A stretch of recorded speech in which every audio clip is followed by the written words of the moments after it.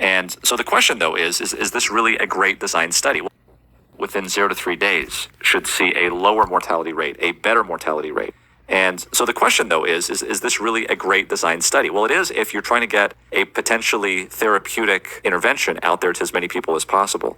It's not a great way to determine whether or not an intervention is efficacious. The best way to determine whether or not an intervention is efficacious is to do a randomized placebo-controlled trial. And we're going to talk more about how to distinguish what these trials mean and be able to interpret those. The key point here is to understand is that there was no controlled arm in this study. So if we look in this paper, they acknowledge that passive antibody transfer, including convalescent plasma or serum, has previously been used to treat infectious diseases that involve the respiratory system. And this goes as far back even as the convalescent plasma or serum has previously been used to treat infectious diseases that involve the respiratory system. And this goes as far back even as the 1918 influenza pandemic. There's also great tables in this publication that tell you about how things progressed through the pandemic from April to May, from May to June, from June to July. One of the things that I can see here that rings true for me in terms of when we were using plasma in the hospitals, you can see here from April 4th to May 1st, that the proportion of patients that got it in less than 3 days from diagnosis was the minority, only 1,700, whereas those that got it at 4+ days was the majority at 5,200. If you jump down here to June to July, you can see that those that got it in less than 3 days was now the majority, and those that got it in 4+ days was the minority. And that really rings true because the blood banks were very slow in trying to get these wheels turning at the beginning and figuring out what they needed to do with COVID convalescent plasma. So let's actually get to the data. So when we look at this, we'll look at the 7-day adjusted mortality, and we see that here on the y-axis. And you'll see here there's 3 different groups. There's a low in yellow, a medium in blue, and a high in green. And these are referring to the amount of antibodies in the convalescent plasma. In those that had the low amount of antibodies in the plasma, you can see here that the mortality was the highest. And in those that the highest amount of antibodies in the convalescent plasma, this was among the lowest mortality. And if you look at those two, the 95% confidence intervals are up there, and it just gets to the border of significance at 1.00 to 2.03. If the parentheses includes the number 1, then it's not statistically significant. And so it's got to be on one side of 1 or on the other for it to be statistically significant. You can see here, this difference was not statistically significant. But this is all comers. If we break it down and look at these other two over here, and we say, okay, well, now let's look at those that got it in less than 3 days, and we'll look at those that have it at greater than 4 days. You can imagine that if this thing really works, then it's probably going to work better if it is given early on at less than 3 days as opposed to 4+ days. I mean, you can imagine the extreme on this is let's put 100 days. Then we would imagine all of these bars should be about the same because it shouldn't be working at all. So when you take them out, when you take the 4+ day people out of the equation and you look at just those that got it in less than 3 days, and you compare the two outside groups, you can see here now with more clarity that your relative risk ratio is 2.11 and your 95% confidence interval no longer includes the number 1.0 as it goes from 1.05 to 4.06.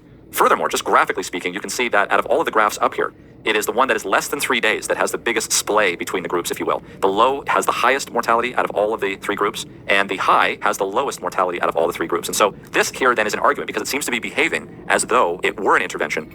If we look at the graphs below, which of course is exactly the same thing, except now we're looking at the 30-day adjusted mortality, realize that at 30 days, there's a lot more things that can come into play. And so the effects become more diluted. You can see that clearly here that these things are starting to look closer and closer together. But once again, you see the same thing as if you take out those that got it at 4+ days, leaving those that just have it at less than 3 days. Again, you see the more splay between the low and the high, almost reaching statistical significance both here and also in the all-comers, just including 0.99 and therefore including the unitary number 1.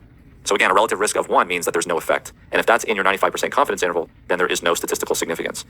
So all of this led the authors of this study to conclude that the relationships between mortality and both time to plasma transfusion and antibody levels provide a signature that is consistent with efficacy for the use of convalescent plasma in the treatment of hospitalized COVID-19 patients. They say this realizing that they don't have a randomized controlled trial at this point. So realize that this paper... That's pretty good. Well... Let's see what he has to say. Was appearing on the preprint website Medical Archive has not been peer reviewed and was about a week ago. Now enter in our headline, FDA emergency authorization of blood plasma, which has been going on for months, for COVID-19 on hold, according to the New York Times. So what's going on? The hold came after a group of federal health officials, including the National Institutes of Health Director Dr. Francis Collins. So what's going on? The hold came after a group of federal health officials, including the National Institutes of Health Director Dr. Francis Collins and Dr. Anthony Fauci. Came after a group of federal health officials, including the National Institutes of Health Director Dr. Francis Collins and Dr. Anthony Fauci and Lane, stepped in to argue the emerging data on the treatment was too weak, the Times reported Wednesday, citing 2 senior administration sources. Quote, the 3 of us are pretty aligned on the importance of robust data through randomized controlled trials, and that a pandemic does not change that, Lane told the Times. Wait, so there didn't seem to be any negatives with this. They've been using it for at least 102 years. So we need robust data, Dr. Lane and Dr. Fauci. First, they reference the article that we just spoke about, where they say here, there is one larger study released in August involving 35,000 patients that has not yet been peer-reviewed. It found that giving people the plasma treatment early seemed to reduce deaths more. People who got the transfusions within 3 days of diagnosis had a 7-day death rate of 8.7%, while patients treated 4 or more days into the course of the illness had an 11.9% mortality rate. But again, there was no placebo group in the study. The article ends with this quote: "Convalescent plasma has not yet been proven to work with the trials that we want to see. These randomized controlled trials," Dr. Lipkin, the director of the Center for Infection and Immunity at Columbia University, said, "Although there is a lot of reason for optimism there too, it has not been shown, and until it's done, there's always going to be a healthy skepticism in the community, despite all the background information that's..." Get CNN Health's weekly newsletter. Sign up here to get the results are in with Dr. Sanjay Gupta. I wonder what he's going to say. Well, he's already said that all of the other recommendations, vitamin D, zinc, hydroxychloroquine, dangerous or useless. I don't know, Gupta. I don't know that you're my go-to guy. I don't think you're my guy. Fauci's my... well, no. Suggests it's likely to work. So of recent and late, a lot of the issues that we're referring to and talking about regarding COVID-19, like testing, as we've spoken to Dr. Mena about, and now also about convalescent plasma and its potential use and continued use in the hospital for the sickest and most critically ill patients, is... Dr. Mena is the Harvard virologist that talked about the widespread use of the paper antigen test, with which you get results back in 10 minutes. But the University of, I believe, New York School of Medicine poo-pooed that whole idea because it didn't pick up. It wasn't sensitive enough. They want it to be hypersensitive so that we have more positives. Being evaluated at the very highest levels of the FDA. Of course, it is my hope and prayer that we who are on the front line treating these COVID-19 patients who are very sick and respond to very little, that we continue to have tools that we can to treat these patients. It's also my hope that the FDA looks very carefully at the kind of cheap paper testing that Dr. Michael Mena is advocating. Thanks for joining us. And don't forget to see all of our... I hate this kind of thing.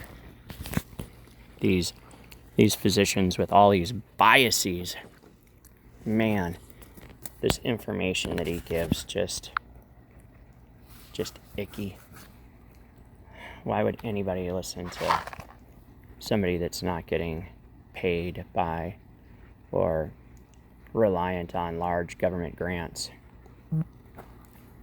Yep. It's, here's the message.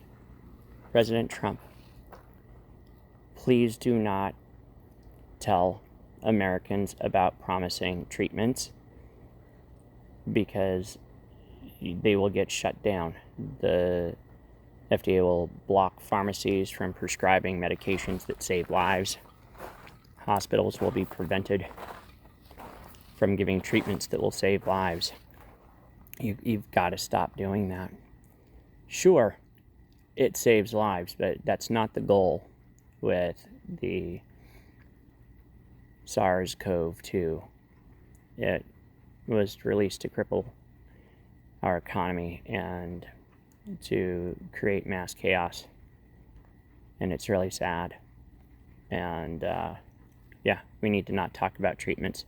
This is something that's supposed to you're just supposed to go home, cross your fingers, and if you're elderly and have comorbidities, you're in a lot of trouble because you're not going to get the treatment. You will not, the people on the front line will not be allowed to give you treatments that could likely save your life. And, well, those criminals need to be held accountable for what they're doing to our population.